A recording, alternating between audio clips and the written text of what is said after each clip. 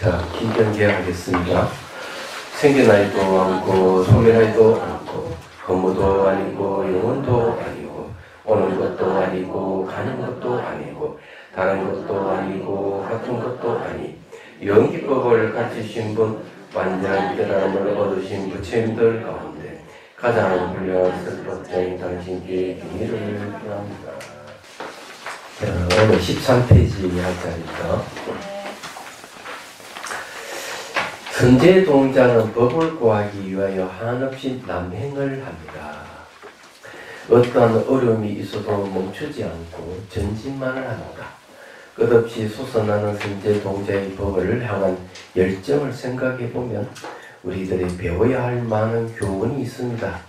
이 중에서 가장 두드러지는 것으로 다음 두 가지를 들겠습니다. 먼저 우리들의 선제 동자로부터 배울 점은 선지식에 대한 차별심이 없다는 것입니다. 선제 동자는 53 선지식의 저수를 낱낱이 찾아가 법을 구합니다. 그러는 데 있어서 반드시 훌륭한 분들만 방문하는 것이 아닙니다. 우리들은 되게 많이 배운 사람이나 인품이 훌륭한 사람, 또 널리 소문이 난 사람을 선지식이나 스승으로 생각합니다. 그런데 선제 동자는 스승을 구하는 데 있어서 이러한 차별심을 조금도 가지지 않습니다. 자, 이제 선지식에 대한 이야기인데, 착할 선자의 이제 지식이죠. 우리가 지식이 많다, 적다, 이런 얘기를 하는데, 이 착할 선자가 붙는 이 선자는 어떤 의미가 있느냐, 앞으로 인도해 가는, 그런 의미가 있어요. 깨달음으로 인도해 간다 하는 뜻이 있어요. 착할 선자네요. 선남자, 선여인 이렇게 할 때 선자도 마찬가지로 선의라는 말도 그렇고요. 이제 그 앞서가는 지식이라는 말도 되긴 되지만은 착하다 하는 말은 이제 그런 뜻이 있습니다. 깨달음에 나아가게 하는 힘이 바로 착한 데서 이제 있는 거예요. 이제 악지식을 이제 만나지 말아야 됩니다. 선지식을 만나면 안 돼요. 그런데 초경전에 보면은 이제 어리석은 자와는 동행하지 말아라. 차라리 혼자 가면 갔지 어리석은 자는 동행하지 않는다. 이렇게 얘기를 합니다. 이것도 여러분들 잘 이해를 하셔야 돼요. 그래서 이제 그렇고 법구 비구경에 보면 어리석은 자에 대한 이야기를 해요. 어리석은 사람이 한 사람 있는데 웬 사람이 머리를 때리니까 이렇게 생각하는 거죠. 이 사람은 이 머리인 줄 잘 모르고 나를 때리는구나. 내 머리를 때리는구나. 피가 철철 흐르도록 그냥 참고 있는 것은 어리석다. 이렇게 얘기를 하는 거죠. 그래서 이제 이 선지식이라고 얘기를 하면은 굉장히 앞선간 지식이죠. 깨달음으로 이제 인도해 주는 분이다. 이렇게 이제 보시면 되겠습니다. 선지식이 왜 중요하냐는 것들. 티베트 불교가 다시 일어설 수 있었던 계기는 쫑카파 대사에 비롯되는데 14세기 때 분이죠. 근데 이분이 이제 티베트 불교를 다시 일으킬 때 뭘 했는가 하면 세 가지를 했어요. 하나는 이제 계율법회를 많이 열고, 두 번째는 교학 체계를 확실히 많이 세우기 위해서 노력을 많이 하셨고, 그 다음 세 번째는 이제 스승을 부처님 같이 이렇게 공경하게 했다는 거죠. 그럼으로써 다시 이제 불교가 일어서게 됐어요. 스승을 부처님과 동급으로 이렇게 이제 가르쳤던 것이죠. 그랬을 때 이제 훌륭한 거기에 선지식들이 많이 나오게 됐습니다. 그래서 이제 스승을 뭐 같이 생각을 하게 되면은 그 이후부터는 이제 인재가 안 나옵니다. 얘기하자면은. 자, 여기 이제 이 스승을 구하는데 자비심을 가지고 있지 않았다 하는 데 있어요. 달라이 라마 스님은 굉장히 훌륭하신 분인데 이분은 그 상급 교사가 있고 하급 교사가 있었어요. 두 분에게 이제 배웠지만은 그러면 달라이 라마라고 한다면은 요즘으로 치면 대통령이나 그죠? 왕과 같은 존재예요. 그런데 어느 누가 훌륭한 스승이 있다 그러면 찾아가서 배웁니다. 아니 더 이상 배울 것도 없고 많이 아시는 분인데 그럼 왜 그럴까 하는 거죠. 근데 한 분만 그런 게 아니고 연세가 많으시고 대대로 전성되어 온 것이 있다면 가서 배워가지고 그걸 이제 한 분만은 여러 스승을 찾아 다 배워요. 그리고 그 노스님들이 다시 이제 환생을 하게 되면 다시 불러가지고 그 스님한테 배웠던 걸 다시 또 가르쳐 주는 거예요. 그런 역할을 하시더라고요. 그런데 이제 놀라운 점은 어쨌든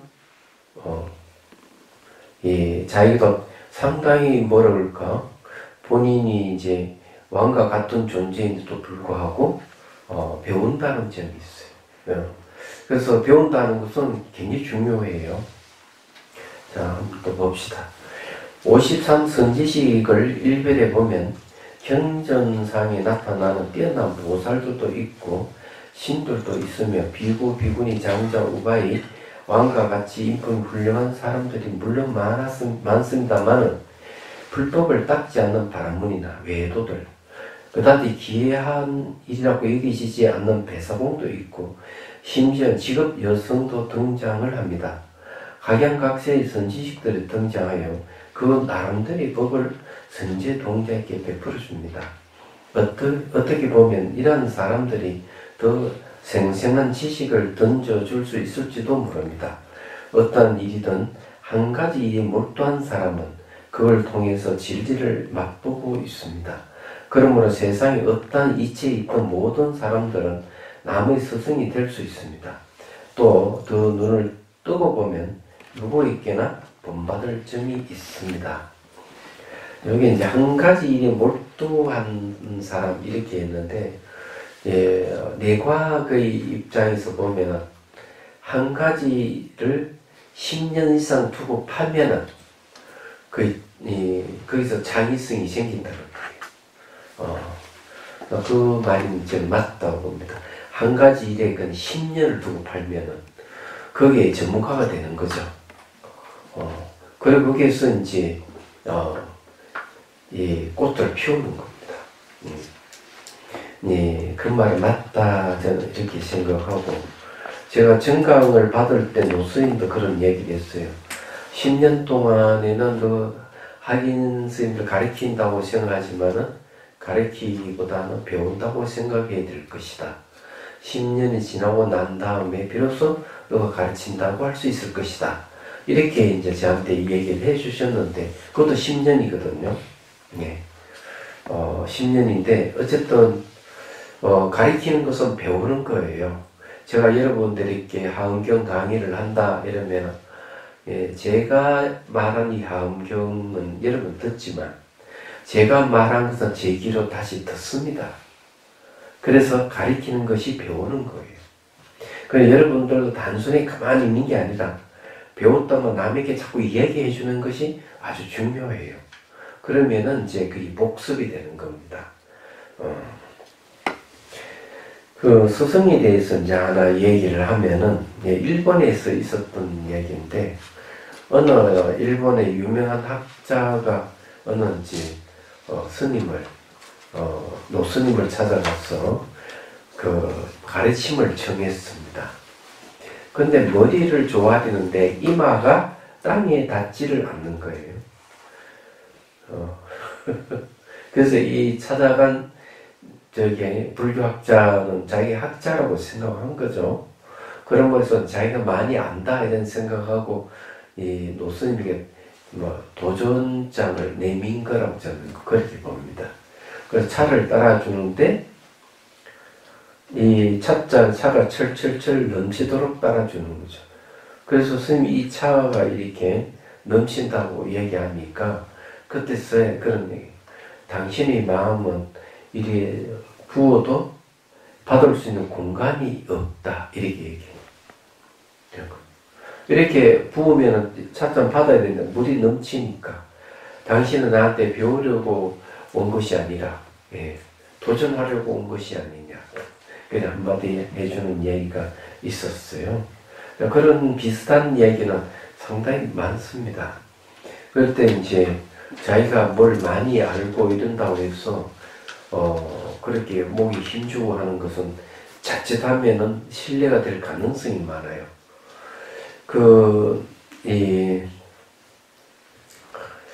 저기 봉암사 조실로 계셨던 스님, 그리고 종정 스님으로 있었던 스님이 계셨죠. 스님 이름이 많이 거론이 안 되니까. 서옹 스님. 누구? 서옹 스님 아닙니까? 서원? 서옹 스님. 예? 서옹 하는 건데. 서옹? 서옹 스님 아닙니까? 소옹 스님은 아닌가? 소옹 스님은 저기 백양사 스님. 백양사 스님. 그 비슷한데요. 그러니까. 그런데 이런 일화가 있어요. 이 스님이 출가한 얘기를 이제 본문에 하는데, 산에 갔더니,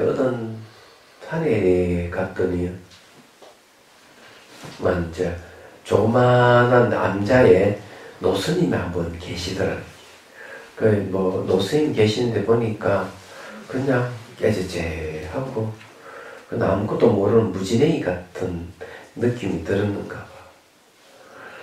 근데 이 스님은 일본의 와시다 대학을 나오신 엘리트입니다. 그것도 청년이죠. 노스님 보기 안타까워서 노스님을 금방에 앉혀놓고 불교 강의를 해줬어요. 불교는 이런 거니까.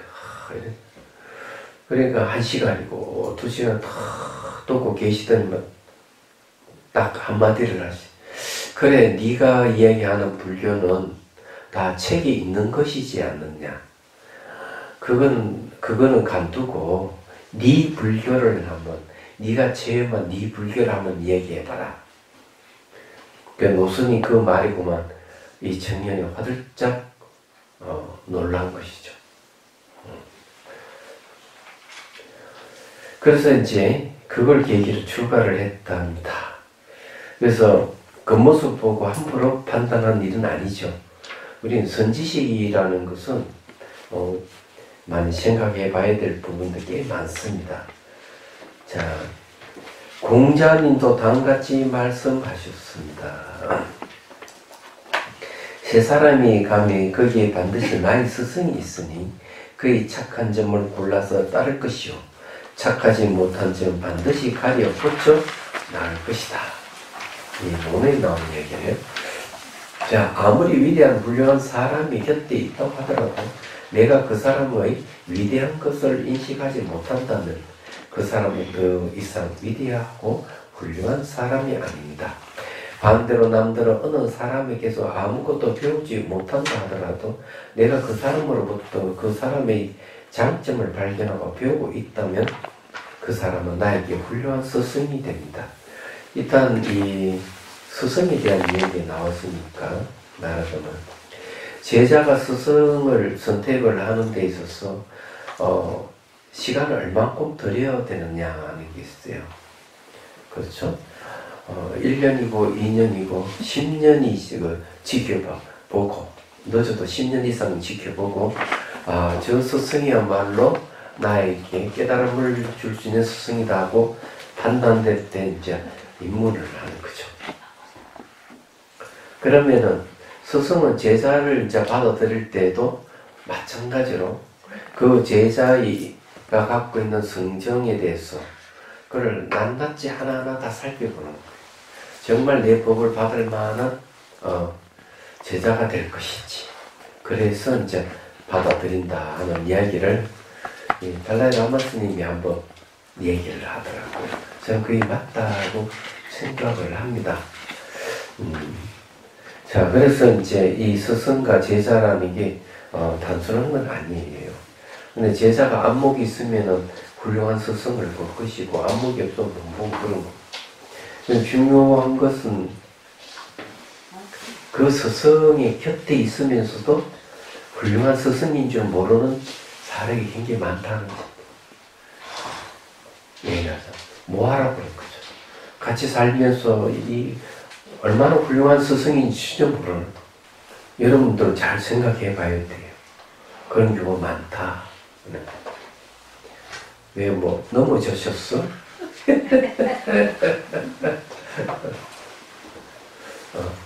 의자가 찾아보면 뒤에 받치는 의자가 많이 있을 건데. 자, 봅시다. 자, 이렇게 널리 선지식을 구할 줄 아는 열려있는 마음과 안목을 길러가는 것이 대단히 중요합니다. 그러면 그 누구에라도 내 스승이 될 수 있습니다. 심지어는 악한 행위를 하는 사람은 스승이 됩니다. 이런 사람들을 역행보살이라고 합니다. 자, 달라이 라마 스님이 한번 그런 얘기를, 이 스승에 대한 얘기를 하는데, 뭐라고 얘기하는가 하면, 나를 힘들게 하고, 나를 그냥 못 잡아먹어서 그냥 힘들게 하는 사람은 정말 나의 스승이다. 이렇게 얘기해요. 그 한국인을 위한 법회 때, 법회를 이제 그 달람살라에서 보기에서 이제 한번 갔을 때 청전 스님이 호텔에다 자리를 마련해줬어요. 우리 한국 사람들을 위해서. 그리고는 세 분의 노스님을 초청해서 대담을 했습니다. 여기서. 근데 그 중에 한 노스님이 그런 얘기를 했어요. 자기가 이 라사에 있지 않고 인도 달람살로에 왜 있느냐에 대한 얘기를 하는 겁니다. 그 노스님은 오랫동안 독립운동 하다가 그냥 감옥에 갇혀가지고 군인들에게 고문을 많이 당했답니다. 얘기하자면. 그리고 풀려나서는 이제 보니까 스승이 안 계시더라. 스승. 라사에는 스승이 안 계셨어요. 스승이 달람살라에 있다 하는 사실을 알고 한겨울에 히말리아를 넘어서 스승이 계신 달람살라로 왔다. 이렇게 얘기를. 노선 이야기는 그래요. 그 다음 또 이제 아주 인상적인 말을 또 한 분이 하셨는데, 그건 뭐냐 하면은, 그 군인들이 자기를 고문을 할 때, 항상 기도를 했대요. 어떤 기도? 고문을 받을 때 저 병사에게, 저 군인에게 악한 감정이 생기지 않게 하기를 해달라고 늘 부처님께 기도를 했다. 나를 괴롭게, 나를 힘들게 하는 사람에 대해서 나쁜 감정이 안 생기도록, 원한심이 안 생기기를 항상 부처님께 기도를 했다. 이렇게 얘기합니다. 그 이 두 가지가 꼭 기억에 남아요. 어쨌든 이제 이 스승이 있는 곳이라면은 아무리 멀고 이러다가 찾아와서 배운다 하는 거는 대단한 일이에요. 얘기하자면은. 그래서 저도 이제 인도 달람살라에 그 10년간 조사 다녔습니다. 얘기하자면. 여러분들도 멀리서 이제 오신 분들 계시겠지만은, 이 법을 배운다 하는 것은 대단히 소중하게 여기시면 됩니다. 자, 나는 저렇게 하지 않아야겠다. 저렇게 사는 것도 옳은 행동이 아니야. 이렇게 해서 나를 비추어주는 거울이 됩니다. 이 역행보살이죠. 선량하게 사는 사람은 못 움직이니까 나의 최고의 스승이 되고 거칠은 행동을 하는 사람은 나를 돌아보게 하니까 또 나를 제어해주는 스승이 되는 것입니다. 뿐만 아니라 스승은 도처에 있습니다. 모든 나무들이 지쳐서 입을 다 떨고 앙상하고 떨고 있을 때에도 푸른 잎을 간직하고서 세찬 바람을 이겨내며 꿋꿋이 서 있는 낭낭장송에서는 말할 수 없는 절기와 의지를 배울 수 있고, 또 매수와 흘러내리는 물가에서 부끈하게 자기 자리를 지키고 있는 견고한 바위로부터는 흔들림 없는 신심을 배울 수가 있습니다. 또 바람 부는 데에 애착 없이 떠도는 구름으로부터는 인연의 도리를 배울 수가 있을 것이며, 길가에 이름 없이 피어나 말없이 꽃을 피웠다가 소리 없이 지는 저 들꽃에서는 겸손과 자족을 배울 수가 있을 것입니다. 가슴을 열고보면 이렇게 마음으로 나를 깨워주는 훌륭한 스승입니다. 이렇게 열린 마음과 깨있는 눈을 가지고 살아가는 삶의 자세는 매우 바람직합니다. 선제동자는 바로 이런 마음가짐으로 스승을 찾아가기 때문에 불법을 공부하는 우리 불자들이 선제동자 하면서 찬탄하는 것입니다. 제가 한 번은 그 달람살레에 캄툴 림포체를 챙겨나게 됐어요. 이분은 연세가 굉장히 많으신데 입적하셨어요. 작년 12월 달에 송강사 입적하신 방장 스님하고 연세가 똑같으신 분이죠. 그래서 이제 꼭 찾아뵐 때마다 제가 가서 물어봅니다. 수행에 대해서 이것저것 이제 물어보고는 하는데, 그러다 보니 알게 됐어요. 야, 이렇게 가서 물을 수 있는 스승이 있어서 나는 참 행복하구나. 한국에서 인도 달람살라 가려면 꽤 먼 거리인데 1년에 한 번씩 갈 때마다 가서 친견하고 물어본다는 것. 1년에 한 번 딱 물어보는 건데 내가 물어볼 수 있는 스승이 있어서 나는 참으로 행복하다. 이런 생각을 하게 됐어요. 여러분들이 스승이라고 하는 존재는 그런 존재예요.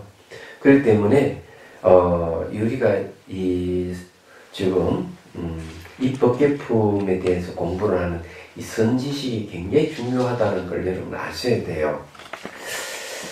이게 지금 그러다 보니까 입법 곧 되겠지만, 입법계품에 대해서는 보면은 제가 이제 찾아본 바로는 이 내용들이 이제 극고도건에서 이제 시작된 거고요. 선제의 그 법을 구하는 데 있어서 거기에 정입이라는 말을 쓰고 있습니다. 그리고 오주인가 중에 정입인데, 정입은 깨달아 들어가는 걸 얘기합니다. 그리고 이제 중생을 위해서 이 깨달아 들어가는 문을 개발한 것이다고 이렇게 얘기를 하고 있어요. 그래서 정입인과라는 말을 쓰는데, 내가 깨달음을 얻는 데서도 반드시 원인이 있고 그 원인에 의해서 깨달으면 결과가 있다는 얘기예요. 그러나 그 앞에 모든 환경에 대해서는 정입에 대한 얘기는 아는데, 이 입법계품은 정입에 대한 얘기, 정덕에서 깨달아 들어가는 걸 얘기하는 거죠. 그래서 선지식이 필요한 거예요. 깨달음을 얻는 데는. 그래서 이제 여기서 우리가 입법계품은 수행에 관계되는 것 뿐만 아니라 수행 체험에 대한 이야기, 이런 것들이 이제 나올 거라고 봅니다. 자, 그렇게 생각하고 이제 보시면 좋겠어요. 옛날 중국 요순시대 이후에 문왕이라는 성인과 주공이라는 재상이 있었습니다. 이 두 분을 문무주공이라고도 하는데, 주공도 또한 재상이 지위 있었음에도 불구하고 성인으로 조함을 받는 분입니다. 재상으로 있을 때 자기에게 조언을 해주러 사람이 오면 그 누가 오든지 간에 다 반갑게 맞이하여 주었습니다. 남 모르는 사람이든지 어린아이든지 노인이든지 불악무식한 사람이든지 간에 전혀 개의치 아니하고 언제든지 달려나가 맞이하였습니다. 인력에 삼악발하고 일식에 삼포도라고 해서 한 번 목욕하는데 3번이나 젖은 머리를 들고 나가서 사람을 맞이하고, 또 한 번은 식사하는데 3번을 토하고 나가서 손님을 맞이하였다는 뜻입니다. 이 말은 뭔가 사람이 찾아오면은 목욕하고도 얼른 그냥 젖은머리로 맞이하고 밥 먹다가도 찾아오면 나서 맞이했다는 얘기예요. 자, 이런 일이 한 번 목욕하는 3번을 있었다는 것입니다. 우리들 같으면 지금 목욕하고 있으니 잠깐만 기다려 주십시오 라고 할 것입니다. 그러나 조언하러 온 사람에 대한 예의가 그런 것이 아니다. 하여 제사의 자리에 있는 사람이 목욕을 하다가도 달려나가고 또 나가고 이렇게 하기를 무려 3번이나 반복하였던 것입니다. 마찬가지로 식사를 하다가도 손님이 왔습니다 라는 말을 소리가 들리면 입안에 있는 음식을 삼킬 이유가 없어서 음식을 뱉고 나가서 조언을 들었다는 것입니다. 이것을 또 3번을 거듭하여 손님에 대한 예의를 다했다는 고사라고 우리에게 큰 교훈을 주고 있습니다. 그럴 정도로 마음이 진실로 열려있기 때문에 가히 성인이라고 숭상받을 수 있다고 봅니다. 자기가 조언해주는 사람 오면은 그냥 버섯발을 가서 맞이했다. 자기가 가르치는 게 아니고 대단한 거죠. 하나도 배울 수 있다면 그보다 더 소중한 게 없다 이런 얘기예요. 이와 같이 바깥 사물에 대해서 분별심과 차별심 버리고 누구에게나 좋은 점을 발견해낸다면 우리들도 어느새 선지의 동자가 되어 있음을 알게 될 것입니다. 서성에 대한 분별심이 가지지 않는다는 선제 동자의 두드러진 특색 다음으로 빼놓을 수 없는 좋은 태도는 바로 불거리 의지입니다. 자, 이게 서성에 대한 분별심을 가지지 않는다는 말을 했는데 그것도 상당히 중요해요. 그렇지만은 내가 의지가 없으면은 아무도 못한다는 얘기예요. 예. 불거리 의지도 있어야 된다. 그죠? 선제 동자는 법을 구함에 있어서 결코 물러서거나 나태하지 않았습니다. 사실 우리들은 한두 가지 경전을 공부하였든지 또는 한두 해 신심을 내고 난 데는 대기 시들해지고 맙니다. 이쯤하면 됐다. 요만큼한 것도 어딘데 하는 심정에서 스스로 만족해가고 더 이상 노력을 잘 하지 않습니다. 그런데 선제 동자는 그렇지 않았습니다. 어떤 선지식을 만나든지 어떤 법을 얻게 되든지 간에 결코 주저하지 않고 물서지 않고 불태하는 용맹식으로 정진하여 성불에는 큰 성공을 거두었습니다. 선제 동자는 기나긴 세월 동안 별별 처소에서 온갖 고비를 넘기지만은 한 번도 신심이 떨어지거나 해태심을 내거나 물러서지를 아니하였습니다. 어려움이 계속 닥칠 때마다 신심이 왜 떨어지지 않겠습니까마는 스스로 책지를 가하고 또 용기를 갖고 자기 자신을 이렇게 세워 앞으로 계속 나아갔습니다. 심지어는 마지막에 만난 미륵보살이 손가락을 한번 튕기는 소리에 많은 선지식의 저수에서 낱낱이 닦은 온갖 법을 깡그리 잊어버리게 되는 일이 생겼습니다. 저는 아무것도 기억해낼 수가 없습니다. 의아하면 좋겠습니까? 그래 무슨 다른 방도가 있겠느냐? 전부터 다시 시작하는 수밖에 없지. 이 청렴병력 같은 말을 듣고 나서 전제 동자는 조금도 낭망하지 않았습니다. 다시 부업을 구하기 위하여 맨 처음에 선지식인 문수보살을 만나려고 장원 발걸음을 내디뎠습니다. 그 험난한 국법의 길을 다시 떠나려고 한 것입니다. 이 엄청난 이야기는 진중하게 살아가지 못하는 오늘의 우리들에게 얼마나 많은 교훈을 주는 것인지를 모릅니다. 미륵보살 얘기는 이제 입법금 안에 보면은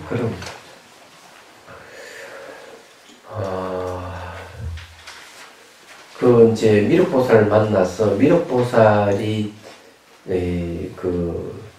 누각이 있어요. 지은 누각. 저 누각을 한번 들어가 보고 싶다. 그 이제 이야기를 해요. 그러니까 허락해 줍니다. 그래서 선제동자 누각 안으로 들어갔는데 놀라운 광경이 펼쳐지죠.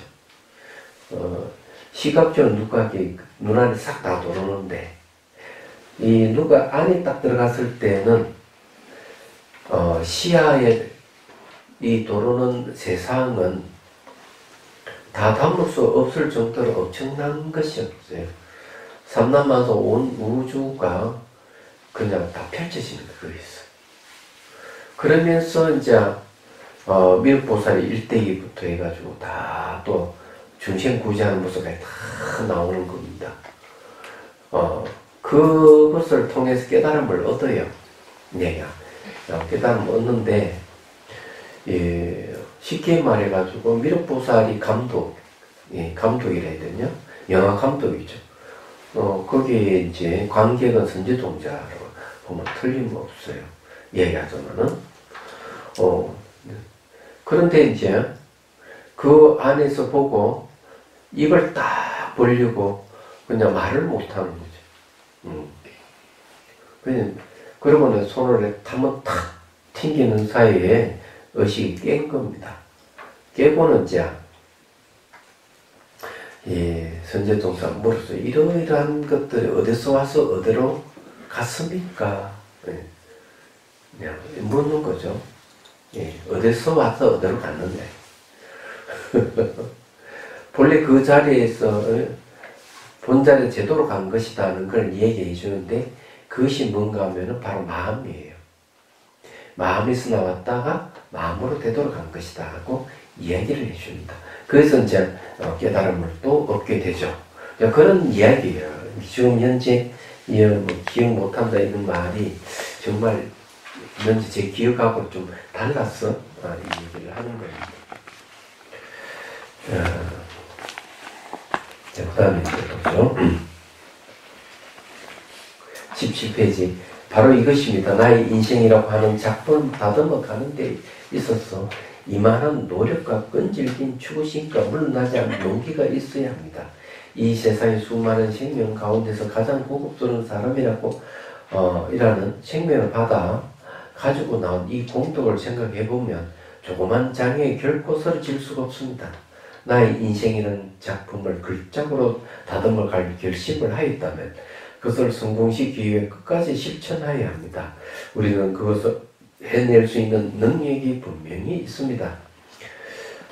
여기서 추구하는 것은 뭔가 하면은 바로 깨달음을 추구를 하는 건데, 왜 깨달음을 추구해야 되는가를 우리 얘기를 해야 돼요.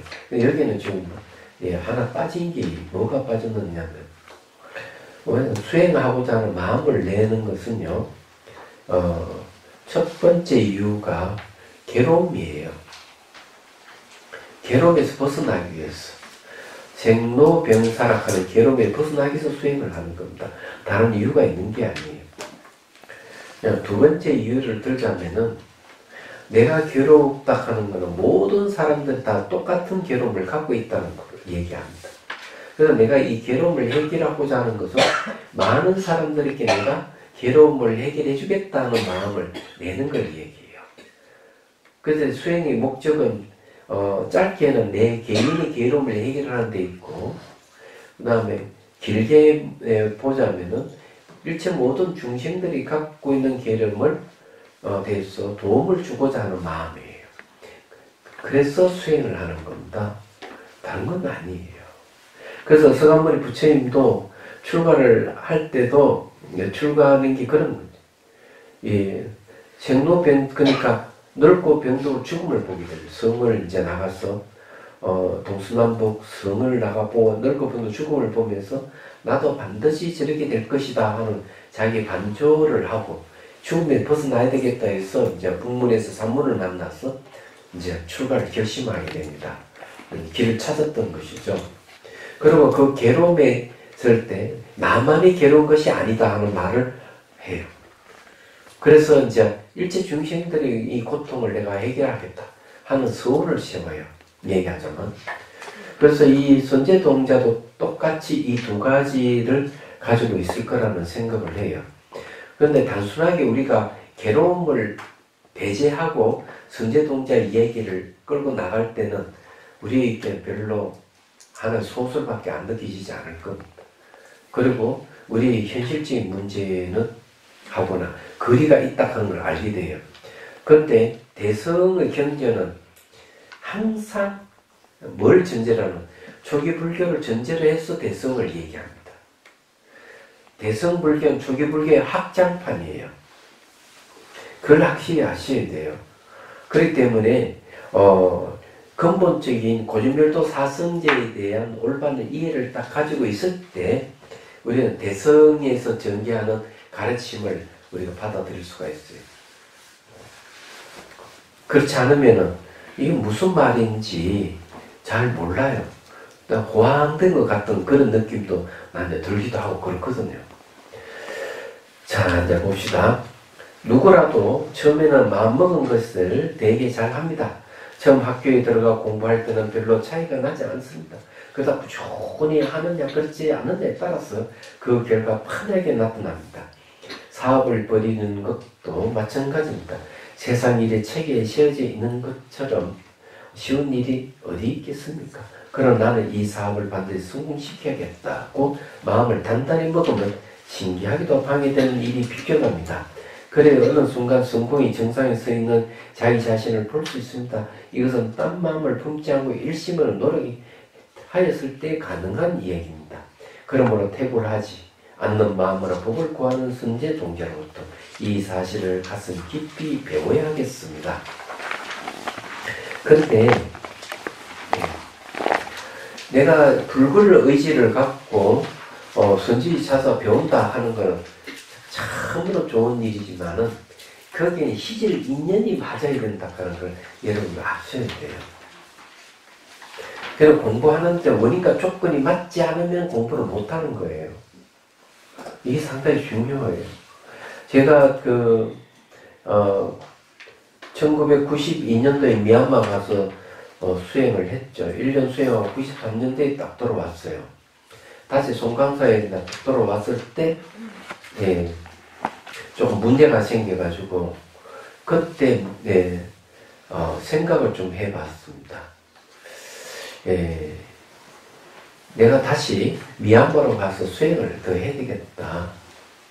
얘기하자면 왜냐면 그때 이제 그 강당 학인들이 들고 일어나가지고 지훈 스님은 이파산나 수행한 스님이니까 강주 소임을 맡을 수가 없다 하고 데모를 했습니다.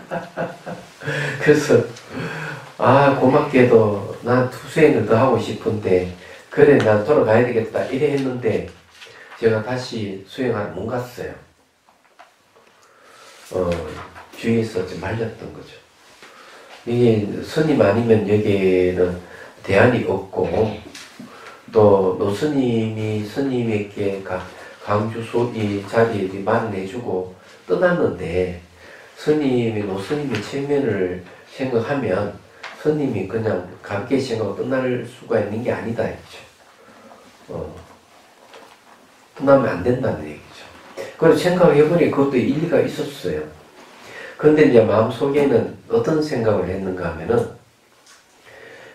그런 생각을 했어요. 내가 강사의 길을 가는 게 아니라 내가 수행센터를 해야 되겠다. 수행처를 만들고 이 수행 지도를 해야 되겠다. 이 생각을 했어요.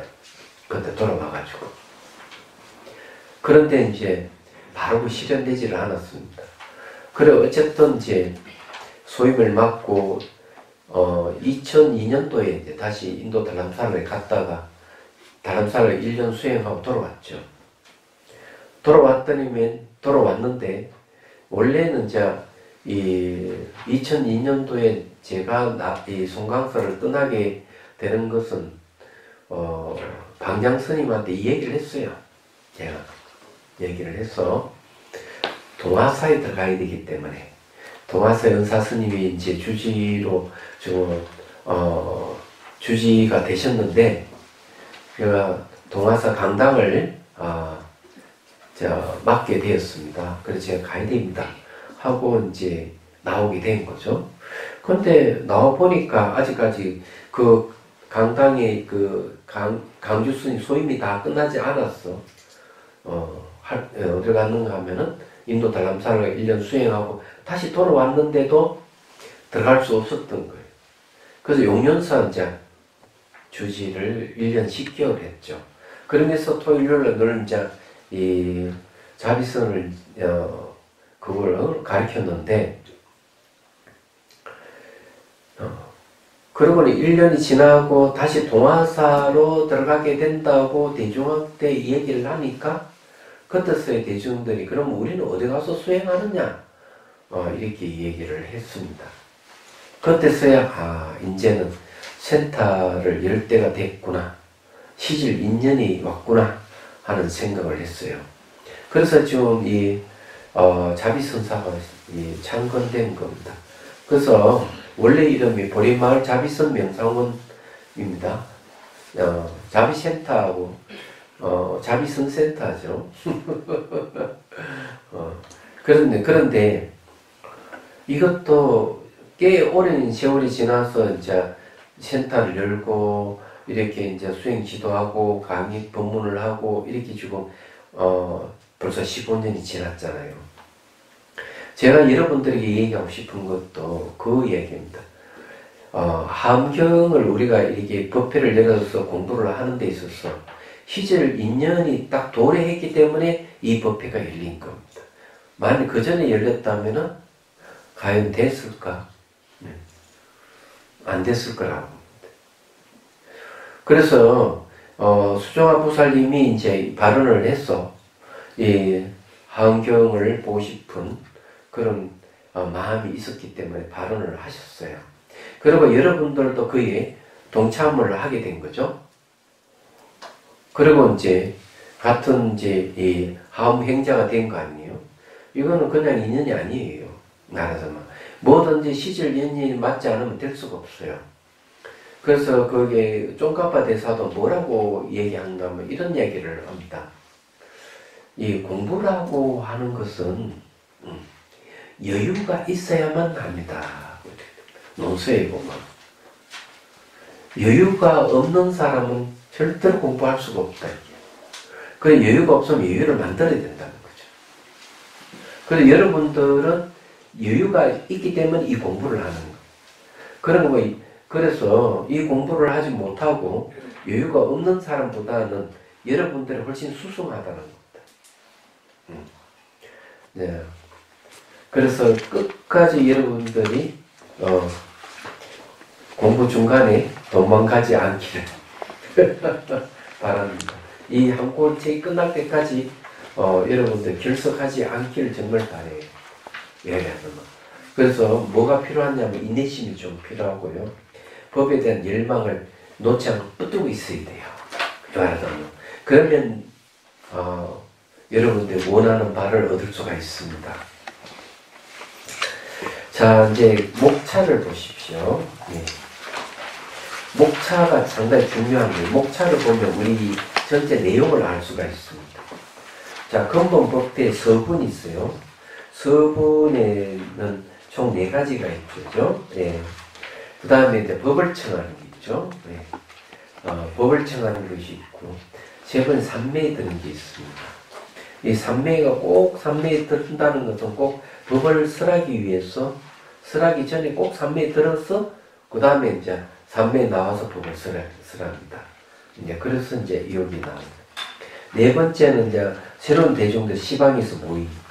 이제 법을 이제 설하게 되니까 동서남북 사방 팔로 아리가 모두 이렇게 다 모이는 겁니다. 대중들이. 5번째, 이런 것으로 얻는 것을 나타내다. 그 다음에 이제 6번째, 시방에서 온 보살들이 개송으로 덕을 이제 찬탄하는 내용들. 덕을 찬탄하는 것은 모르겠어요. 이 법회에 대한 덕도 있고 부처님에 대한 것도 있고 그렇습니다. 그 다음에 이제 보현보살이 삼매를 설하고 백호강명의 이익을 나타내고 문수보살이 스다람이 이를 개송으로 찬탄합니다. 자, 큰 장인 끝이 없다고 해서 쭉 그냥 끝나네죠. 보니까. 자, 이제 이게 이제 서분부터 해가지고 이제 큰 장이 끝이 없는 것까지 이제 내용 보면은 이제 어떻다 하는 걸 이제 알 수가 있습니다. 이게. 자, 그럼 이제 근본 법회를 들어가겠습니다. 23페이지. 근본 법회. 선제동자와 53 선지식을 직접 만나러 가기 전까지 여러 가지 장엄이 이루어집니다. 53 선지식 중 제1선지식인 문수사리보살을 칭견하기 전에 세존이 삼매에 들고 법회 장소와 말할 수 없이 아름답게 음식되고 사방에 수많은 대중들이 모여드는 등 한참 동안 성스러운 일들이 벌어지는 때 이것을 근본법회라고 합니다. 그러고 난 뒤 선제동자가 문수사리로부터 덕운비구, 해운비구 등 보현보살에 이르기까지 차례대로 선지식을 칭견하여 법을 얻어듣는 것을 지말법회라고 합니다. 그래서 이 근본법회의 내용은 이제 보면은 이제 여기에는 선제동자가 이 법을 고하러 가는 내용이 없습니다. 이 근본법회. 그 다음에 이제 지말법회에서 이제 선제동자가 이제 53 선지식 칭견을 가는 게 있습니다. 자, 보죠. 서군 이제 세존. 그때 세종께서 신라벌국 스다린 극고도본의 대장은 누각에서 보살 마살 500사람과 함께 계셨다. 자, 이 법계품은 신라벌 나라의 스다림에 있는 극고도본 즉 기원정사에서 쓰여졌습니다. 부처님께서 기원정사에서 가장 오랫동안 안거를 하시면서 널리 법을 펴셨습니다. 이 기원정사는 극고독장자와 기타 태자의 지극한 신심에 오르져 건립되었습니다. 스다림은 기타 태자가 소유하고 있던 수표라고 해서 기타림이라고도 합니다. 사회성에서 형편이 어려운 이들에게 항상 자비를 베푸는 극고독장자, 극고독이라 고독한 사람에게 급시 베푸는 것을 극고독이라고 해요. 자, 극고독장자가 하루는 다른 지방에 갔다 부처님의 법문을 듣게 되었습니다. 너무나도 감동을 받아 부처님께 좋은 법당을 지어드리고 싶었습니다. 그래 이곳 저곳을 살펴보니 기타 태자의 숲인 스다림이 가장 훌륭한 자리였습니다. 마마 저에게 저 거룩한 숲을 좀 양도해 주십시오. 내가 애지중지하는 숲인데 남에게 쉽게 내줄 수 있겠어? 도대체 왜 그러시오? 저는 부처님으로부터 이 세상에 둘도 없는 참 진리의 말씀을 듣게 되었습니다. 그래 그곳에서 법당을 지어서 부처님을 가까이 모시고 많은 사람들에게 법을 듣게 하고 싶습니다. 그렇게 그분들을 헌무에 가까이 모시고 싶다면 이 땅에서 헌금을 전부 까십시오. 그 정도의 가격이라면 이 땅을 그들에게 넘겨주겠어. 그 말을 들은 그 고독 장자는 조금 더 아까워하지 않고 마차 헌금을 실어 왔으는 계속 땅에 깔았습니다. 그 모습을 본 기타 태자는 장자의 신심이 감동되었습니다. 그래서 이렇게 제의하였습니다. 그대 거룩한 정성이 내가셨습니다. 그 땅에 천사를 지어 부처님께 드리도록 하십시오. 단 나의 이름도 그 절에 남기오십소. 숲 이름은 나의 이름으로 하고 정사 이름 그대 이름으로 하도록 합시다. 이래 기타 태자가 숲을 보시하고 그 고독장자 그립한 절이라는 뜻으로 기수 극고독원이라는 유명한 절이 지어지게 됐습니다. 이 절을 지었을 때 제이제이전 사리벌이 남아서 여호와의 법당을 건립하였다고 하도록 지도하였다고 합니다. 이 내용이 이제 이런데 이 기수 그러니까 기원정사가 있는 나라는 어딘가 하면은 겐지스 강 위쪽이에요. 있어요. 그러니까 북쪽 인도라고 막 좀 북쪽 지방이죠. 그리고 이제 이 급고독장자 어느 날 어디 가는가 하면은 왕사선가 아마 가요. 네, 자기 친구가 잘 사는 친구가 있어요. 그것도 뭐 장자니까 요즘 말하면은 재벌급, 네, 장자였던 재벌급이라고 생각하면 돼요. 늘 가기만 하면은 늘 반갑게 맞아오고 모든 사람들이 나와 자기를 환영해주고 맞아주고 이러는데 아니 자기 친구 집에 갔더니만 자기를 맞아줄 사람 한 사람도 안 나오는 거예요. 너무 궁금한 게 있죠. 가면은 막 이렇게 이 사람들이 친구부터 해가 모든 가족들이 와가지고 나를 맞이해주고 이러는데 아무도 안 나오니까. 그래서 보니까 집 안에서 법회가 열리고 있었던 거죠.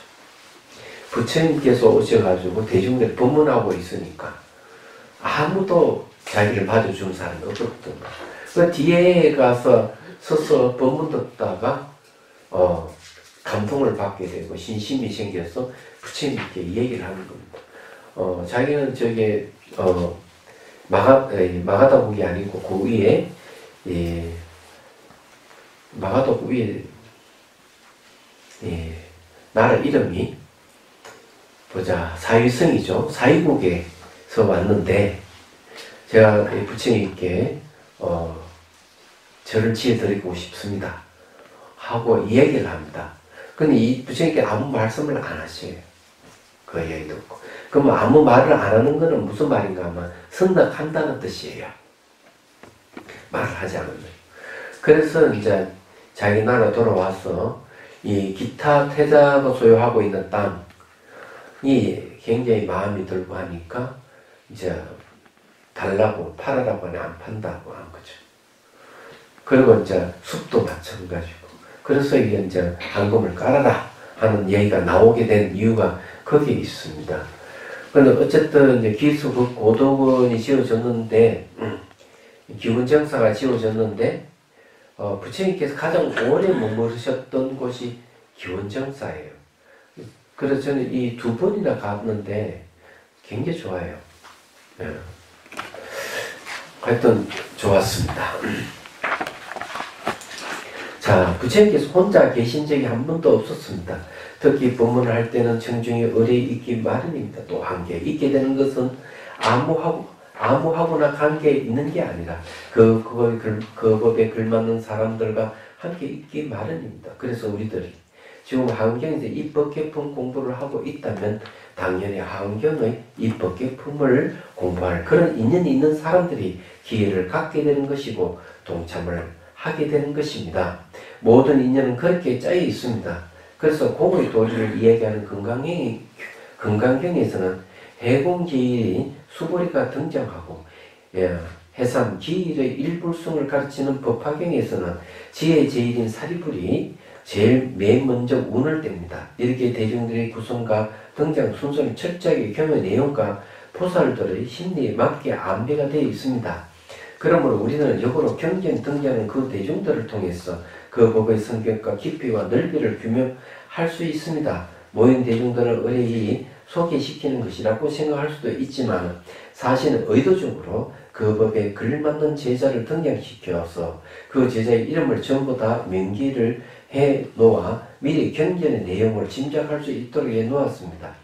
종이도 목도 다 귀한 시절일 때 옛날에 일일이 그 이름을 다 기록해 놓았다면 분명히 무엇인가 특별한 의도가 있었을 것입니다. 여기에 우리들은 주안점을 두고 경전을 보아야 합니다. 이것을 경안이라고 합니다. 경전 이름, 보살 이름, 각각의 장음 이름에 눈을 뜨고 경을 해석할 줄 아는 것이 성수관 불자의 모습입니다. 이 법계품에 쓰여지는 이 법회에는 보살, 마살 500인이 함께하고 있습니다. 자, 보살 대중 이야기하기 전에 하은경의 큰 뜻이 뭘까를 우선 알고 이제 보는 게 상당히 좋겠습니다. 여기는 대중들이 누구누구 참석한다, 누구누구 참석한다, 이게 나오는데, 그게 전부 다 마음이 다른 표현이에요. 그렇게 생각하시면 됩니다. 하은경은 마음을 대상으로 해서 법문한 겁니다. 부처님이 설하신 거거든요. 그래서 하은경의 큰 뜻은 통만법, 기일심입니다.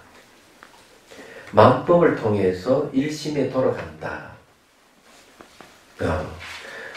그래서 만법이라고 한다는 건 삼남만도 온 우주를 얘기하는, 삼남만도 온 우주 일체법을 통해서 일심을 깨닫는다는 뜻이에요. 한 마음을 깨닫는다, 이런 뜻입니다. 그래서 이제 하은경에서는 보면 삼계 유심, 욕계, 색계, 무색계가 다 오직 마음뿐이다. 이렇게 얘기를 합니다. 욕계는 우리가 살고 있는 세계예요. 그 밑에, 우리 살고 있는 그 밑에는 이제 뭐가 있는가? 아수라가 있고, 그 다음에 이제, 아기가 있고, 또 동물의 세계가 있고, 지옥이 있어요. 그 요구에는 이제 천상 세계가 있죠. 그래서 욕계에는, 6개의 갈래의 모든 세계 다 있어요. 그 육도가 다 있는 거죠. 그래 지옥, 아기, 축생, 아수라, 인간, 천상까지 다 있는 게 욕계예요. 색계는 뭔가 하면 욕계는 천국이 6개가 있고 색계에는 천국이 18개가 있어요. 그런데 거기에는 오용락이 없는 천국입니다. 그 다음에 무색계에는 물질이 없습니다. 정신만 남아있는 천국에 4개나 됩니다. 총 합해 28개의 천국이 있죠. 그 다음에 이제 28개만이 아니고 지옥, 아기, 축생, 아수라, 인간까지 다 있다는 거죠. 그래서 이런 세계에 오직 마음이다. 마음의 현상이다. 이런 얘기예요. 그럼 우리가 살고 있는 보이고 들리는 이 세계 자체도 전부 다 마음이냐 이러면은 맞다. 마음이다. 이렇게 얘기하는 거예요. 그래서 이제 이 세계를 어떻게 건립됐느냐 이렇게 얘기를 하면 이제 건립된 얘기를 하자면 이제 그런 거죠. 그게 한경이 개성에 약인 용료지 삼세일체불 은강법계성 일체유심조 이랬어요.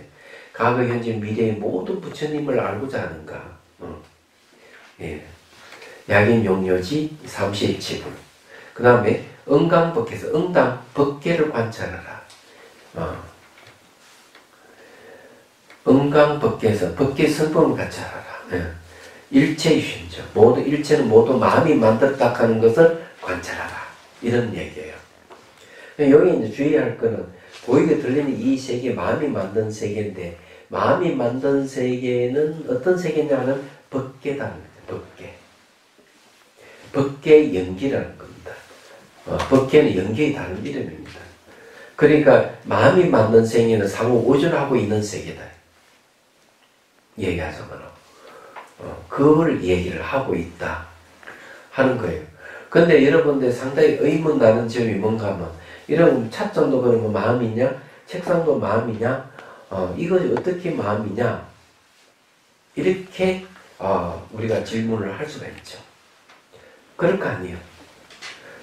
그런데 대답을 하자 그럼 마음이 맞다? 이렇게 할 수가 있어요. 옛날에 과학이 발달하지 않은 시대는 논리적으로 설명하기 바쁘고 이 상대를 이해시키기가 굉장히 어려웠어요. 요즘은 이제 과학이 발달된 시대에는 이런 물질도 전부 다 마음의 현상이다 이렇게 이야기하기가 굉장히 쉬워졌습니다. 그 말은 최신 과학을 알면은 바로 이 마음의 세계를 알고 이 우주를 알고 다 안다는 거지. 그래서 뭘 얘기를 하느냐면은 물리학자들이 하는 이야기는 그런 거죠. 이 원자라 하는 것이 원자가 있고 생각이 있다 한다면 원자와 생각 중에 어느 게 더 단단하냐 이렇게 묻는다면 과학자들이 생각이 더 단단하다. 원자핵이 밀도가 아무리 높다 하더라도 단단하지 않다는 거죠. 물질이라기는 곤란하다 이렇게 얘기해요. 우리는 물질을 구성하고 있는 게 원자라고 한다면은 이 원자도 분자와 같이 생겼다 사라졌다 반복하는 거예요. 생겼다 사라졌다 반복하기 때문에 물질이라 하기에는 좀 곤란하다 이렇게 얘기해요. 그건 형태가 없는 거죠. 한마디로 얘기하면. 그럼 요즘은 이제 뭐가 있는가 하면은 원자도 쪼갤 수가 있습니다. 원자를 쪼갠다? 네. 가속기죠. 거대 이제 그 가속기에다가 그래 한 4km 정도 되는 땅 밑에다가 이제 건설해가지고 그 안에 이제 원자끼리 충돌시켜요. 그 입자를 충돌시키는. 입자를 서로 충돌시키면 입자가 쪼개져요. 그러면 그 원자를 쪼개보면은 중선자, 양선자가 나오는데 그걸 또 입자를 또 충돌시키면은 커크라칸이 나와요.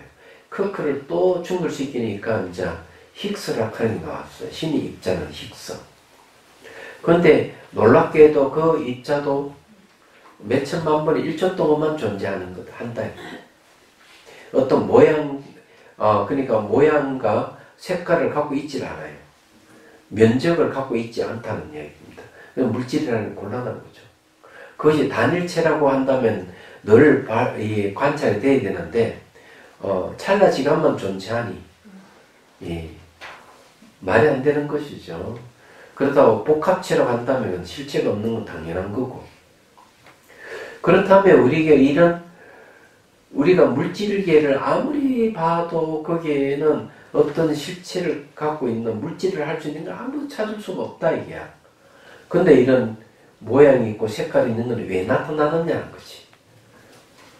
우리는 모양도 볼 수 없어야 되고 색깔을 볼 수 없어야 되는데 왜 볼 수 있느냐는 것이지. 그래서 마음이 만들었다는 얘기를 그래서 하는 거예요. 원자의 세계, 미립자의 세계는 모양도 없고 색깔이 없는 세계예요. 그래서 이제 입자이면서 파동이라 그래요. 소립자를 갖다가 입자이면 파동이라 하는데 이것이 이제 광자를 그러잖아요. 빛이 눈을 통해 들어오잖아요. 들어오면은 그 파장을 읽어내어서 긴 파장, 짧은 파장, 중간 파장으로 캐치한다는 거죠. 여기 눈에 있는 눈동자 유진인자가 있어요. 그러니까 빛을 수용하는 유진인자가 있는 거죠. 그래서 짧은 파장은 파랑색, 긴 파장은 붉은색, 그 다음 중간 파장은 녹색을 인식한다는 거죠. 그래서 이 3원색 더하고 빼기에 수많은 색깔과 모양을 인식하게 되는 거예요. 그래서 유식에서 얘기하는 게 뭔가 하면 사람이 보는 사물하고 귀신이 보는 사물이 다르다는 거지. 요즘 말로 하면은 인간이 보는 사물과 개가 보는 사물이 다르고 곤충이 보는 사물이 다른 거예요. 같은 대상을 보면서도. 그럼 물을 볼 때 우리는 사람은 물을 볼 때 무리로 보는데 천사의 신들은 유리로 보고 아기들은 피고름으로 본다는 거지. 예. 이렇게 달리 보는 겁니다. 말하자면은. 그래서 이제 마음이 만들어낸다 이렇게 하는 거죠. 우리가 이 세계는 냄새가 없어요. 근데 이제 파장이 코로 들어오면 코가 분간기 역할을 해가지고 분자의 진동소를 감지해서 냄새, 향기, 된장 냄새, 장미 향기 냄새 이런 걸 전부 다 맡게 되는 거죠. 그게 마음이 만들어내는 겁니다. 소리는 세상에 소리는 존재하지 않는다는 거죠. 그러면 소리라는 파장이 귀로 오면은 귀에서는 여기에 달팽이 간이 있단 말이에요. 그걸 거치게 되면 그것도 역시 파장을 소리로 전부 다 전환해버리는 거예요. 그냥 책을 읽다 보니 다 그 얘기를 하는 거죠. 거기에 TV도 한번 나왔어요. 여기에 삐삐 같은 걸로 이제 서로가 막 이렇게 소리를 내가 서로 의사를 주고받고 하는 거예요. 아이들이. 그런데 선생님은 칠판을 이렇게 쓰면서도 그 소리를 듣지를 못하는 거예요. 애들만 들어요. 주파수가 그런 거죠. 그런 거 한번 보신 적 있겠죠. TV 보면서. 근데 이 소리라고 하는 것이 뭐냐 하면 결국 마음이라는 얘기죠. 그래서 요즘 어떻게 하느냐면은 뼈에다가 칩을 하나 딱 꽂아 놓으면 이 칩이 이제 외부 영향을 딱 받잖아요. 그러면 그걸 통해서 소리로 듣는다는 거죠. 이가 귀하고 암흑한 격 없이.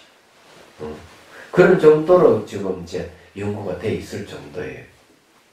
그렇기 때문에 여러분들이 이 소리를 가 밖에 있다고 하는 게 아니라 그게 파장이에요.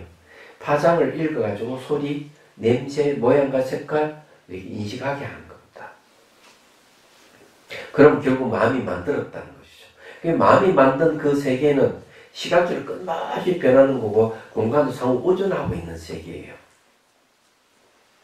그래서 이제 눈이 보이는 듯 다 진짜로 하면 곤란한 겁니다. 그래서 이제 마음이 만들었다 하는 걸 빨리 그런 쪽으로 이해해야 돼요. 도깨비 방망이처럼 뭐가 만들어지게 하는 그런 걸 얘기하는 게 아니에요. 마음이 만들었다 하는 것은 그런 뜻에서 얘기하는 게 아니다. 마술사가 뭐 만들어내듯이 그런 게 아니다. 그래서 제가 강당에 있을 때도 옆에 강사 스님한테 일제유신조에 대해서 서로 막 논의를 하고요. 마당에 파초가 자랄 때, 예? 그럼 일제유신조니까 파초가 자라라 하면 자라고, 파초가 사라져라 하면 또 사라져요. 이런 일제유신조가 아니라는 얘기죠. 자극하면 안 된다는 겁니다. 마음이 만들었다 하는 것은 그런 뜻이 아니에요. 그래서 이게 이제 파장의 세계, 파동의 세계를 우리가 받아들일 때, 전부 다 마음이 모양과 색깔과 냄새와 소리로 전환시킨다는 그런 뜻이 있어. 그래서 이 만든 세계예요. 말하는 거는. 자, 그 다음에 이제 하경의 그 세계품에 보면은 이제 세계품에 보면 보살들이 이 세계를 만들어서 좋은 환경을 만들어서 중생을 이주시켜서 구제하는 얘기가 나와요. 그 다음에 이제 하장장엄 세계를 이제 비로자나 부처님이 또 만들어요. 네, 비로자나 품에 나오는가? 비로자나라는 바이로찬나에서 빛이란 강맹이라는 말인데, 비로자나 보살이 20층을 한 세트로 수많은 세계를 만들고는 이제 하장장엄 세계라고 이름을 붙였어요. 근데 거기에 뭐라고 나오는가 하면, 그럼 이 세계는 재료가 뭐냐는 거지. 재료. 이 세계를 비로자나 부처님께서 만드시고, 또 그러고는 이제 비로자나 부처님 되셨는데, 이 하장장엄 세계를 만든 재료가 뭐냐는 거지. 그건 누가 질문을 해요. 그러니까 이제 대답을, 부처님이 대답하는 건 아니에요. 뭐라는, 부처님의 음성과 부처님의 빛에 의해서 이루어졌다. 그 다음 음성과 빛은 뭡니까? 예. 입자이면서 파동이잖아요. 음성도 그렇고 빛도 그렇고. 그 요즘 과학적으로 그네 갖다 붙여보면 얼추 맞아 들어가요. 그게 재료가 그거라는 거죠. 그래서 이제 여러분들이 이제 보이고 들리는 이 세계는 그렇다는 걸 확실히 여러분 아셔야 돼요. 마음이라 하는 렌즈로 이 세상을 보고 있다. 이렇게 보시면 됩니다. 그리고 마음이 모든 걸 만들어내서 집도 만들고, 그죠? 예. 이 집도 사람이 만들었죠. 만들어내는 거예요. 자동차도 만들고, 모든 걸 만들어내요. 근데 그것이 전부 다 마음의 현상이라고 하는 걸 알아야 돼요. 그래서 하은경에서는 이렇게 얘기를 합니다. 우리가 살고 있는 이 세계는 말과 생각으로 건립된 세계다. 말과 생각에 의해서 건립됐다. 이렇게 얘기를 합니다. 자, 그래서 정말 마음이 만든 세계라는 거죠. 자, 보살 대중을 봅시다. 누가 어느 보살에 참석하고 있는지 봅니다. 보현보살과 문수사리보살이 상수가 되었다. 부처님의 설법에 동참한 대보살 500인 중에 가장 우두머리가 되는 보살은 보현보살과 문수사리보살입니다. 우리들에게 익히 친숙한 보살입니다. 문수사리보살과 보현보살은 법신 비로자나 부처님의 좌우보처입니다. 비로자나 부처님을 만일에 모시면 항상 좌우로는 문수보살과 보현보살이 있다는 걸 명심하셔야 돼요. 문수보살은 대지, 큰 지혜라고 하여 우리들의 내면 중에 지혜와 지식, 감정과 정서를 나타내고 있습니다. 보현보살은 대행이라고 하여 우리들의 실천과 동작, 활발한 작용을 나타냅니다. 즉 우리들이 가지고 있는 지혜와 그 지혜의 바른 표현입니다. 지혜가 있어야 제대로 된 작용이 나온다는 의미입니다. 지혜와 실천, 이렇게 하여 문수, 보현, 문수는 항상 같이 등장합니다. 이 말은 다른 게 아닙니다. 참된 지혜를 가지고 활발한 활동을 바르게 펼치면 그때는 바로 진리의 세계가 된다는 것입니다. 이 원리는 진리 세계뿐만 아니라 모든 세상살이도 다 적용이 됩니다. 가정을 균형 있게 꾸려가는 것도 그렇습니다. 남편이 해야 할 일과 아내가 해야 할 일이 따로 있습니다. 남편은 한 가정을 지탱하기 위하여 밖에 나가 역동적으로 일을 해서 경제적인 것을 책임져야 하고, 아내는 안에서 온 가족이 안정된 일상생활을 위하여 차분하게 가정을 꾸려 나가야 합니다. 요거는 요즘하고 잘 안 맞는 내용이죠. 시대가 바뀌어가니까. 이건 이 무비 스님께서 옛날에 아마 이렇게 강설을 한 내용인 것입니다. 그래서 보현보살은 밖에서 열심히 일하는 남편의 역할과 같다고 해서 도중사람하고 또 큰일을 담당하고 있다고 해서 보현장자라고도 합니다. 문수보살은 아내가 한 가정의 정서를 책임지고 있는 것처럼 정신적인 것을 담당하고 있다고 해서 가리사라고 하며, 또 문수소남이라고도 합니다. 근데 여기 이제 보면은 남편이 밖에서 이제 경제적인 것을 책임진다 하는 말은 일정 부분이 공감이 되는 부분이 있어요. 왜 그런가 하면요, 여기에 그 사님이 한 분도 안 오셨잖아요. 여러분들은 누구 믿고 여기 오셨어요? 남편이 뒷백으로 온 거예요. 딱 보면 그렇잖아요. 그래서 이 남편이 물주예요, 물주. 이게. 그리고 이제 이 부인들이 기사이기도 하고, 딱 그런 거죠. 예, 그런 부분이 일정 부분이 있다. 네, 이렇게 이해를 할 수가 있습니다. 근데 이런 거는 옛날부터 내려오는 문화의 하나, 그, 문화라고 보는 것도 맞을 거예요. 지금은 이제 빠르게 변해가고 있지만은, 예. 자, 사위를 표한 보살을 이제 보겠습니다. 십해양을 표한 보살. 그 이름은 광염당보살, 수미당보살, 보당보살, 무예당보살, 화당보살, 이구당보살, 일당보살, 묘당보살, 이진당보살, 보광당보살이니라. 당자가 깃발당자잖아요. 그죠? 이게 뭐를 의미하겠어요? 원래는 법회를 열면은 뭘 해야 되는가 하면 크게 깃발을 이렇게 꽂아요. 그래서 제가 그 나닥에 가보니까, 나닥에도 보니까 이 청전 스님하고 이제 집차를 타고 이제 스리나가라로 내려오는데, 그 한 마을을 지나다 보니까 그 큰 절이 있더라고요. 그래서 보니까 많은 스님들이 막 일사불란으로 막 마당 쓸고 뭐 하고, 한쪽에는 그 당간지주를 채우는 거예요. 당간지주 깃발을 달아가지고. 그래서 청정시 가서 물어보니까 리종 림포치께서 와서 보름동안 법문을 하시게 돼 있다. 그래서 이게 좀 청소하고 다 이렇게 한다고 그렇게 얘기를 들은 거죠. 리종 곰바가 따로 있어요. 리종 림포체는 라다의 왕자 출신의 스님이에요. 지금 90이 넘어서 아직 살아 계셔요. 그리고 이제 이 림포체가 자기 절이 있어요. 그 절 이름이 이제 리종 곰바예요. 얘기하자면. 그 이제 그 림포체입니다, 이분이. 환생은 고스님이에요, 이분도. 근데 이제 제가 이야기하고 싶은 거는 그 깃대로 꽂고 법회를 준비를 잘 하고 있었다 하는 얘기입니다. 이 당자는 이제 어떤 뜻인지를 한번 볼까요? 부처내상이 모두 500인의 보살들이 모였습니다 하고 그냥 넘어가면 될 텐데, 여기서 140명의 보살 이름을 일일이 소개하고 있습니다. 왜냐하면 보살들의 이름은 그냥 지어진 것이 아니고 하나하나 깊은 의미가 다 있기 때문입니다. 오늘날처럼 물자가 풍부한 시대도 아니고 모든 물자 기약이 짝이 없고 기계도 없이 손으로 하나하나 다 썼을 시대에 무려 140명의 이름을 일일이 다 나열할 때에는 그만한 이유가 가치가 충분히 있을 것입니다. 깃발 당자 항렬의 보살 이름에 10명이 소개되는데, 교리적으로 보면 그것은 10해양을 의미합니다.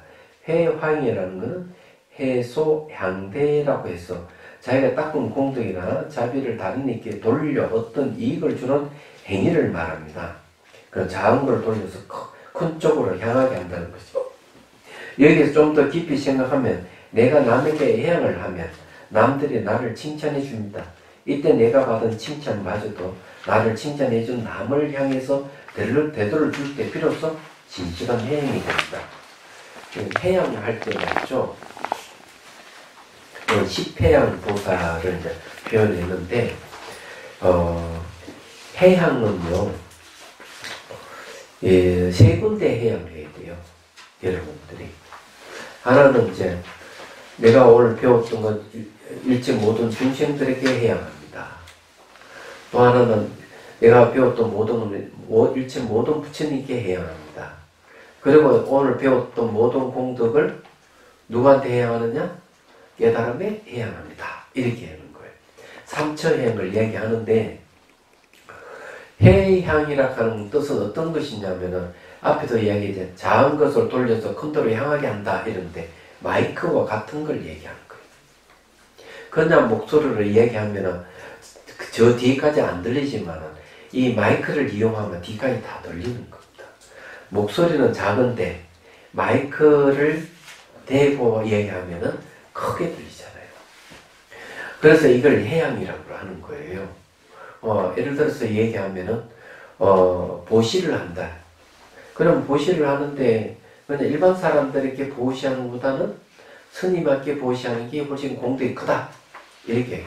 왜 그럴까? 일반 사람들이 보시하면 그 보시를 받아서 자기 개인이 쓰거나 자기 가족에게 쓰겠죠. 그렇지만 스님에게 보시하면은 스님은 그걸 가지고 더 크게 쓰는 거죠. 많은 사람들에게 되돌려주기 때문에 그런 거죠. 그래서 이제 이 보시를 해양한다 하는 때는 그런 뜻이 있는 거예요. 보자. 그 논서가 무슨 논서인데 기억이 안 나네요. 하도 오래되니까. 그 논서에 보면은 500여 명이 되는 상인들은 이 길을 가다가 길가에 빨가벗고 바들바들 떨고 있는 여자아이가 있었던 거예요. 그런데 그 여자아이는 사람이 아니었던 거예요. 예. 그래서 한 상인이 가서 이렇게 옷을 주려고 하니까 이렇게 얘기합니다. 제 그 옷을 받아서 제가 입을 수가 없습니다. 제 사람이 아니기 때문에. 그러니까 이 아기였던 거죠. 아기. 여자 아기. 그럼 어떻게 하면 되느냐 이러니까 조금 가다 보면 절이 있으니까 절에 가서 제 사정 이야기를 하고 그 옷을 스님에게 보시를 하십시오. 그러면 제가 그 옷을 입을 수 있습니다. 그래서 상인이 가서 이야기를 하고 옷을 스님에게 보시를 하니까 곧 얼마 있지 않아서 아기 옷을 입고 와서 고맙다 인사하는 내용이 거기에 그 논서에 나옵니다. 그 논서에 그것도 경전에게 인용해서 했겠죠. 해향이라 하는 거, 그런 걸 얘기하는 거. 해향. 그래서 여러분들은 항상 공부를 했으면은 그것을 이제 해양을 할 줄 알아야 돼요. 얘기하자면. 그래서 이제 삼처 해양하면 됩니다. 공덕. 그 마음속으로 해도 돼요. 어려운 거 하나도 없어요. 자, 28페이지. 해양을 나타내는 광염당이나 보당이니 무예당이니 하는 이 보살들의 이름을 면밀히 음미해 보면 바로 우리들의 마음이 가지고 있는 여러 가지 내용들을 나타내고 있습니다. 미처 내가 알고 있지는 못하겠지만 저 깊고 깊은 우리들의 마음속에 잘 잡고 있는 마음의 한량없는 잠재 능력과 작용, 그것을 보살 이름으로 대신 표현하고 있습니다. 깃발은 뭐겠어요? 여러분은 깃발을 이렇게 뭘 의미하고 있어요? 깃발은요. 아니, 법회를 열기 위해서 막 이렇게 하는 것도 있지만은 뭐 중요한 무슨 행사를 할 때도 뭐 우리가 뭐 태극기를 걸고 뭐 깃발을 걸잖아요. 그죠? 널리 알리는 것도 되겠죠. 근데 이 십회양에서는 이 깃발은 제가 보기에는 십회양 다음에 십지거든요. 십지, 초지가 견도의 깨달음이에요. 얘기하자면. 그래서 이 깃발을 편다고 하는 것은 그의 이제는 부처님 법에 대해서 다 갖췄다는 얘기입니다. 어느 정도 깨달을 수 있는 모든 조건을 다 갖췄다 이런 뜻이 포함되어 있어요. 자, 이와 같이 선제 동자가 53 선지식을 증명하여 성불한다는 뜻이 무엇인가 하면 내 마음속에 잠재되어 있는 세계를 한껏 표현한다는 것입니다. 이것을 여기에서 보살의 이름으로써 한번 나타내 본 것입니다. 화엄경을 이야기하고 있지만 사실은 바로 내 마음의 무한한 능력과 작용을 설명하고 있는 것입니다. 절대 어떤 기상천외한 다른 세계가 따로 있어서 거기서 무엇을 끌어온다든지 요소 같은 일을 만들어 온다든지 하는 일이 아닙니다. 내 마음속에 이미 갖추고 있는 무한한 능력을 여한없이 한껏 드러내는 일일 것입니다. 이제 이 깃발을 얘기할 때 내 무한 능력을 드러내는 게 깃발이다. 이거 맞는 이야기입니다. 해석이 멋진 해석이에요. 무한한 잠재력과 가능성을 얘기를 하고 있는 게 이제 대승기신론에서 얘기합니다. 무량성공덕, 한량하는 성품의 공덕 이렇게 이야기하기도 하고 항아의 모래알 같이 수많은 공덕이 우리한테 갖춰져 있다 이렇게 얘기합니다. 그럼 구체적인 내용이 이제 어떤 것이냐 이러면은 여실공경, 인훈속경, 법춘리경, 연훈속경, 그러니까 4가지 거울의 얘기를 하고 있어요. 거기에 이제 그런 얘기를 하고 있는데 그 내용들이 전부 다 무한한 잠재력과 가능성을 얘기하는 거죠. 그 여실공경이라고 하는 말은 있는 거다 텅 비어 있는 거울이라는 뜻이에요. 텅 비어 있다 하는 건 언제든지 바뀔 수 있다, 바꿀 수가 있다, 전환이 가능하다는 뜻도 되고 또 한 번 어떤 것도 결정이 안 돼 있다 이런 뜻도 돼요. 말하자면 인훈속경은 뭔가 하면 번뇌를 없애는 힘이 있는 거죠. 지혜를 얘기하면 그게 우리에게 잠재되어 있는 능력입니다. 지혜가. 지혜만 있겠어요? 자비도 당연히 있겠죠. 법춘리경이라고 하는 건 우리 늘 저게 여러분들이 지금 안과 밖으로 상당히 속박받고 살잖아요. 그죠? 말하자면 여러분들 속박받는 게 뭐가 있어요? 남편, 자식이 자기를 속박하는 속박하는 장애죠. 딱 생각해보면 그러잖아요. 그 다음에 여러분 속박을 하는 게 뭐예요? 경제력이잖아요. 먹고 사는 거. 그 다음에 여러분 딱 움켜쥐고 있는 게 뭐겠어요? 그게 아마 재산 같은 거죠. 그런 것들이 우리 살기 위해서 필요한 것들인데 한편으로 우리 자신을 제약하고 있는 거죠. 얘기하자면. 근데 그런 속에서 우리는 본래 대자유, 우리는 생로병사가 없는 본래부터 자유롭다 하는 걸 알아야 돼. 그래서 그런 잠재 능력, 그걸 꼭 피워야 됩니다. 놓아버림. 이것도 상당히 중요하죠. 탐진치에서 벗어나. 이런 것들이 전부 다 법춘리경을 얘기를 하는 거거든요. 밖으로는 보고 듣고 하는 이 현상에 대해서 속박에서 벗어나야 되고, 안으로는 과거의 인연의 속박에서 벗어나야 돼요. 얘기하자면. 이 2가지 속박에서 벗어날 수 있으면 여러분 자유로운 거죠. 그것이 이제 우리는 본래부터 한 구속된 존재가 아니다. 그래 법춘리경이라는 말을 쓰는 거예요. 또 연훈속경이라고 하는 말은 뭔가 우리는 얼마든지 남에게 도움을 줄 수 있다. 그런 능력을 가지고 있다. 이 연훈속경이에요. 그 능력이 있는데 그 중에서도 깨달음으로 잘 인도해 줄 수 있는 능력이 최상의 능력이겠죠. 그 많은 능력 중에서. 그래서 이런 4가지 거울이 마음 거울에 이런 무한한 잠재력 가능성을 우리한테 가지고 있다. 이렇게 대승신론에서는 얘기를 하고 있는 거죠. 그래서 이제 십해양하는 게 이제 해양하고 깃발하고는 저는 상당히 연관이 있다 저는 봅니다. 왜냐하면 내가 공부했던 공덕을 남에게 베푸는 거잖아요. 돌려주는 것이잖아요. 일체중생들은 돌리고 부처님께 돌리고 깨달음이 돌리는 거잖아요. 돌리는 건 뭔가 마치 깃발과 같은 거죠. 깃발은 어때요? 바람이 불면은 계속 휘날리잖아요. 알리는 거잖아요. 그래서 이제 티베트에서는 타로초라 하는 말을 쓰는데 거기에 깃발에는 경문이 다 써여 있어요. 그래서 바람이 휘 와가지고 한번 흔들면은 그 부처님 법이 세상에 쫙 넓게 이렇게 펼쳐진다는 거죠. 그건 해양이잖아요. 그대로. 생각해보면 알 수가 있죠. 그래서 깃발이 아니겠나 이러는 거죠. 이건 해석을 잘 해야만 강사예요. 그걸 하셔야 돼요. 자, 십회양을 벌써 1시간 반이 지났네. 그럼 오늘 여기까지만 하겠습니다. 요까지만 하고요. 전번 시간도 얘기를 했지만 하원경은 마음에 대한 가르침인데 마음은 육체와 상대하는 마음을 얘기하는 것도 아니고 이런 물질과 상대하는 마음을 얘기하는 게 아니라는 거예요. 일체 모든이 그냥 마음이라는 얘기예요. 물질도 마음이고 몸뚱아리도 마음이고 우리가 화를 내고 욕심부리고 기뻐하고 슬퍼하고 이런 행복해하는 이런 모든 것 다 마음이에요.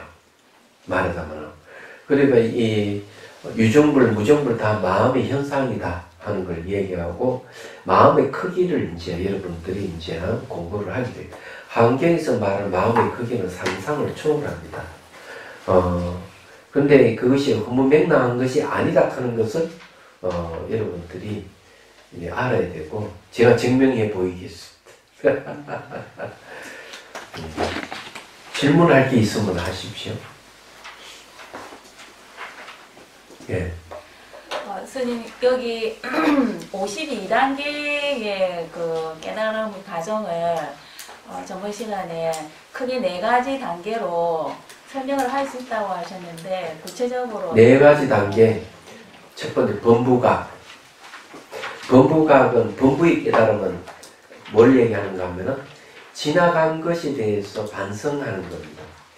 아, 오늘 누구 만나서 얘기했는데 그런 얘기를 하면 안 되는데 이렇게 이제 반성하는 게 상당히 중요해요. 얘기하자면 10년 전이니까 반성하는 좀 늦죠. 한 달 전이니까 반성하는 좀 늦죠. 그죠? 그런데 어때요? 하루 전에 것도 좀 늦어요.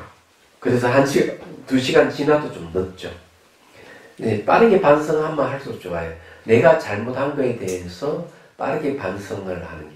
그렇게 하면 하루에 3차례 정도 반성할 수 있으면 좋아요. 그게 이제 질질 악업이 없어진다. 반성하면. 그래 몸으로 짓는 살생 도둑질 삿된 음해 입으로 짓는 거짓말 이간질 악당 꾸미는 말 이 7가지 악업이 없어진다. 이렇게. 그 다음에 이제 수행을 본격적으로 하면 순간순간 이제 몸과 마음이 일어난 현상들을 알게 돼요.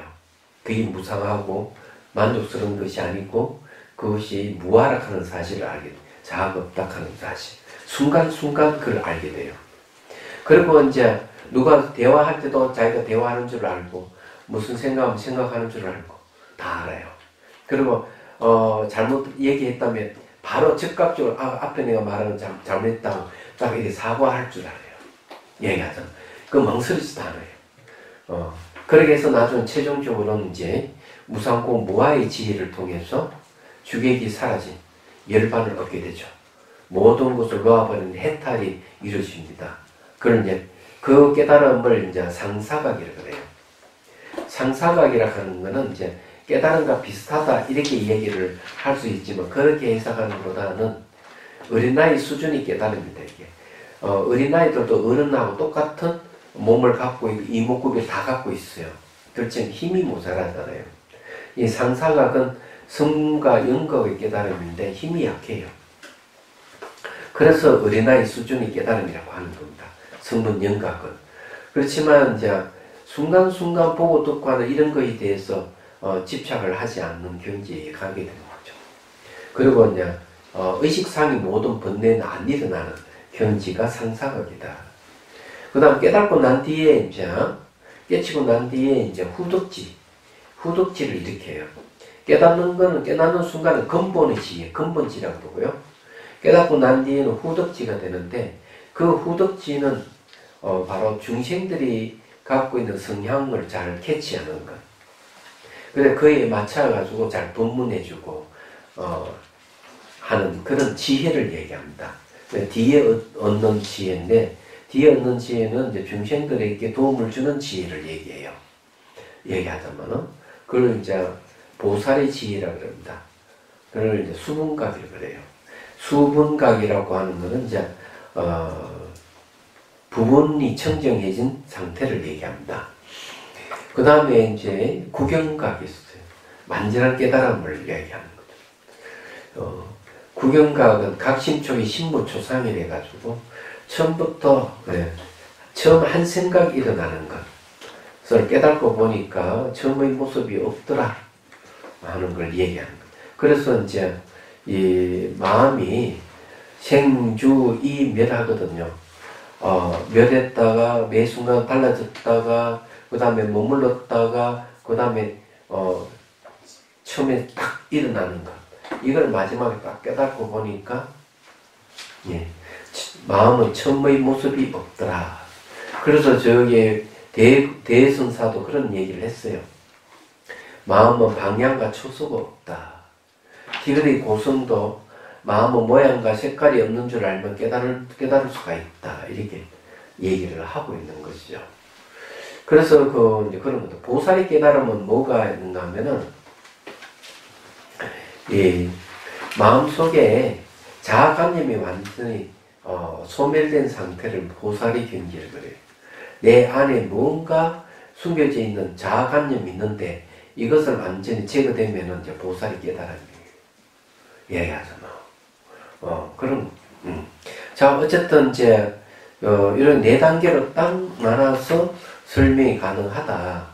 켄 웰베는 비슷한 얘기를 해요. 켄 웰버라는 이 철학자는 뭐라고 얘기하는가 하면 이런 얘기를 했죠. 3살, 4살쯤 될 때는 아이는 몸을 자아로 이긴다. 네. 그때는 말을 가리고 너나 이렇게 분별하는 시기거든요. 자아관념 생긴 시기에. 그 다음에 이제 유치원, 초등학생 됐다가 고등학생, 대학생, 그 다음에 사회생활 할 때는 마음을 자아로 이긴다. 마음을. 왜냐면 가장 많이 쓰는 게 마음이니까. 그러다가 어느 순간, 이제, 상위 수준의 의식으로 바뀌는 사람이 있어요. 어떤 사람들인가, 살고 보니까 나락하는 건 존재 안 하는구나. 모든 이 나락하는 건 우주의 한 부분이 지나지 않고 자연의 한 부분이 지나지 않기 때문에 이렇게 서로 의존관계를 가지고 있어서 독립된 개체로서 나락하는 건 존재하지 않다 하는 걸 알게 되는 거죠. 이러면 이제 상위 수준의 의식이 들어간다. 그리고 마지막에 궁극적인 의 상태에 들어간다. 궁극적인 의 상태는 공성을 깨달은 일을 궁극적인 의 상태다. 그런 분이 이 세상에 있는데 딱 한 분 계신다. 성한머니 부처님이 바로 얘기해 나간다. 켄 일부는 그렇게 얘기를 하고 있어요. 그래서 이제 이것도 딱 4단계를 나눠서 설명하고 있죠. 좀 비슷해요. 자, 또 다른 질문 있습니까? 자, 없으면은 해안계를 하겠습니다. 중생들을 과려는 마음으로 깨달음의 정수를 이룰 때까지 부처님과 법과 성도에 항상 기이합니다. 지혜와 자비를 갖추고 이종을 위해 노력함으로써 부처님 앞에 머물겠습니다. 원만한 부르심을 일깨우겠습니다. 홍해가 인연한 중생이 되느라 저도 함께 따라 머물며 중생의 고통을 없애는 자로 남겠습니다.